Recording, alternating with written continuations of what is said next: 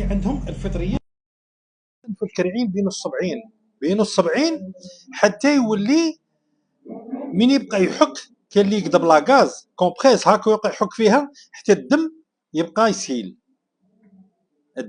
يسيل. تقضبه واحد الحيه اللي ما ينجمش يحبس. تبعوا معايا نعطيكم الوصفه اللي ما شاء الله تبارك الرحمن. السلام عليكم خوتي احبابي ناسي، مرحبا بكم. خوكم محمد علي، الطب البديل، تداوي بالاعشاب. الناس اللي عندهم الفطريات. السلام عليكم. هاد الوصفه مضمونه مجربه وموثوقه، كنتمنى تبارطاجيوها باش ان شاء الله كل شيء يستافد منها. ما تنساش راه الدال على الخير كفاعله، ضغط على زر اعجاب وصلي على رسول الله وكمل حتى الاخر.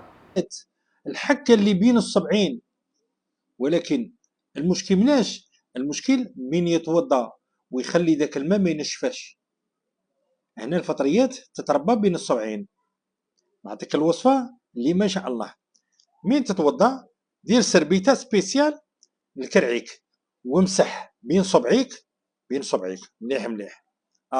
الوصفه اللي نعطيها لك وهي سهله. روح عند العشاب وجيب اوراق الغار وهي الرند، اوراق سيدي موسى كما نقولوا بعض المناطق يقولوا لها سيدي موسى. جيب واحد الكميه معتبره وطحنها في المطحنه كهربائيه حتى تولي كي الغبره، تولي كي الحنه. ايوا شاد تزيد عليها، تجيب زيت اللوز المر، بعد اللي دير غرفيه تعمرها من طاحين اوراق الغار، زيد هذيك القرعه تاع زيت اللوز المر ماشي الحلو، المر. خلط مليح.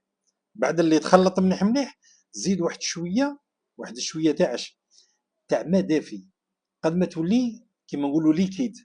ايوا وربي معاها، زيد معاها 2 فصات كبار تاع توم وخلط مليح غايه الغايه. بعد اللي تخلطها هنا شدير ديرها كيما الحنه. من دير في صبعي بين صبعيك، دير في البلايص كاع اللي فيها تحت كرعيك بين صبعيك، دخل مليح ودير ساشيه تاع كونجيلاسيون، لي ساشي دو كونجيلاسيون. دير في كرعك من ومن ودير التقاشير تاعك ورقد. هاد الوصفه هادي داوم عليها 3 ايام 4 ايام 5 ايام، شت روحك مازلت غير كيما هكا حتى 6 ايام 7 ايام. داوم عليها وغادي تشوف باللي يا ودي هذيك الفطريات كاع راحت وصبعيك بداو ينشفوا وتبرى منهم. هذيك تاع اللي في اللي تبقى حتى الدم يسيل، هذيك تروح تتهنى منها. ديروا هذه الوصفه وماذا بكم التعليقات خاوتي، جاوبوني في التعليقات. يعطيكم الصحه. ما تنساوش البارطاج والحفظ لهذه الوصفه اللي جد مهمه.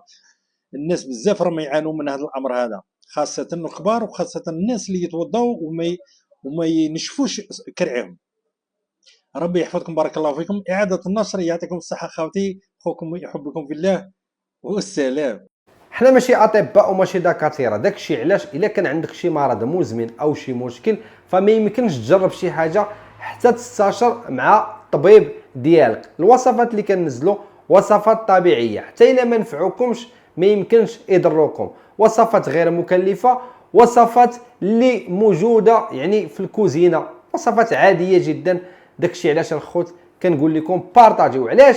بزاف د الناس الله يحسن العوان كيكونوا محتاجين وفي امس الحاجه لهاد النوعيه ديال الوصفات. فحتى الا ما كنتيش محتاجها نتايا بارطاجيها، ممكن شخص اخر يكون محتاجها. الا كنتي بغيتي شي وصفه معينه كتبها لينا في التعاليق وغادي نجيبوها لك ان شاء الله بقدره السميع العليم. ما تنساش تضغط على زر اعجاب، صلي على رسول الله. نتلاقاو في وصفه جديده. شكرا لكم، سلام عليكم.